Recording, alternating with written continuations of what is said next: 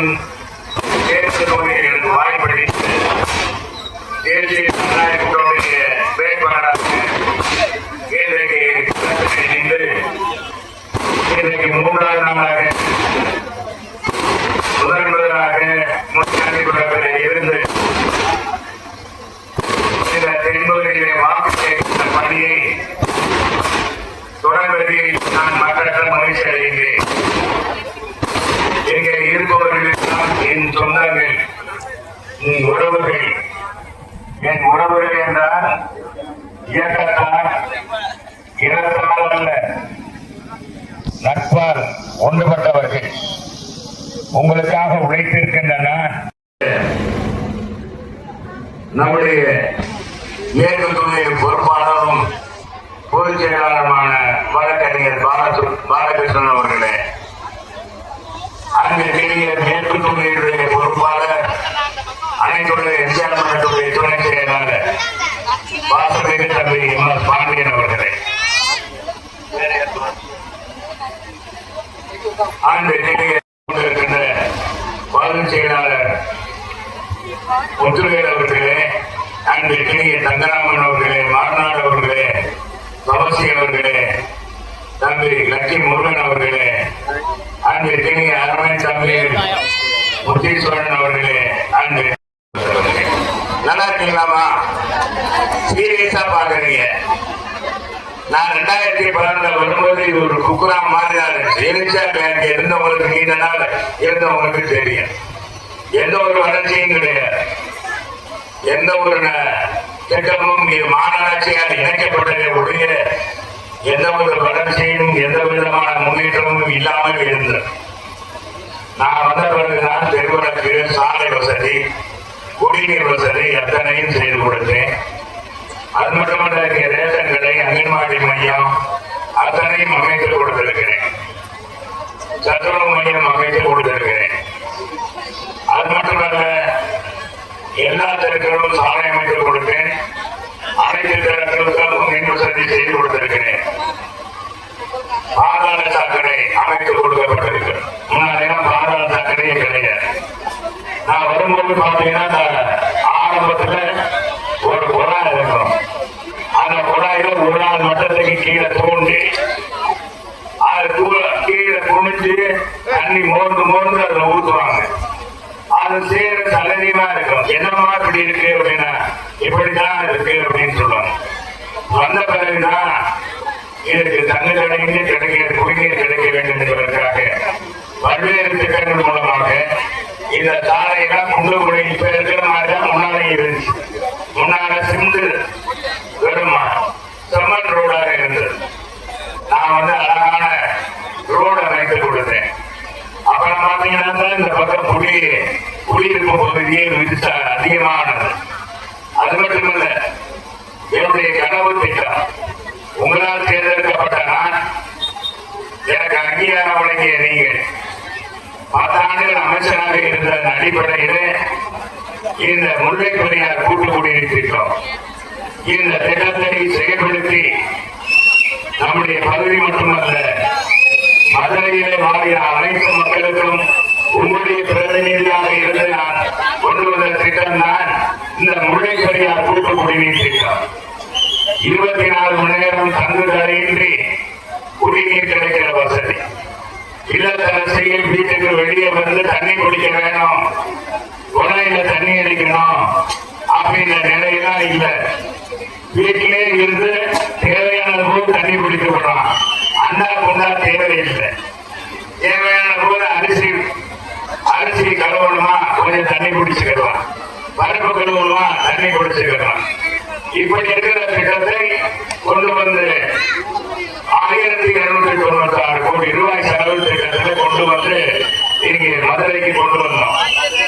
கொண்டு வந்து மொத்தம் 82 மேல்நிலை தொட்டி, ஏற்கனவே 43 மேல்நிலை தொட்டி இருந்தது.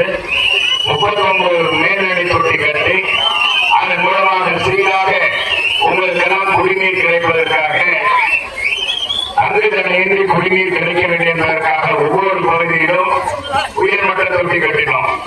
இங்கே நம்ம முனியாண்டிபுரத்திலே உயர்மட்ட தொட்டி கட்ட வைத்து உங்களுக்கு எப்பொழுதும்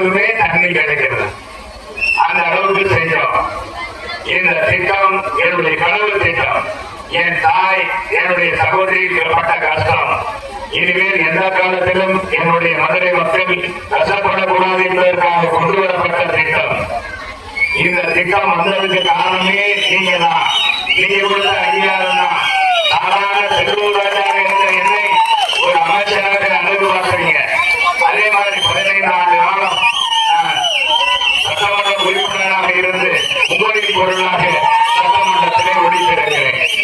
நீங்க அருகாமையில் இருக்கிற நம்ம மாணவர்கள் அம்மாயை சீர்படுத்தி அதை ஆழப்படுத்தி கரை உயர்த்தி வருகிற தண்ணி நீர்வழிச்சாலையெல்லாம் அங்க இருக்கிற ஆக்கிரமிப்பெல்லாம் எடுத்து சிறப்பாக தண்ணி எந்த நேரத்திலும் தண்ணி வரும் என்ற பொழுது நிறைய மாதிரி செஞ்சோம்.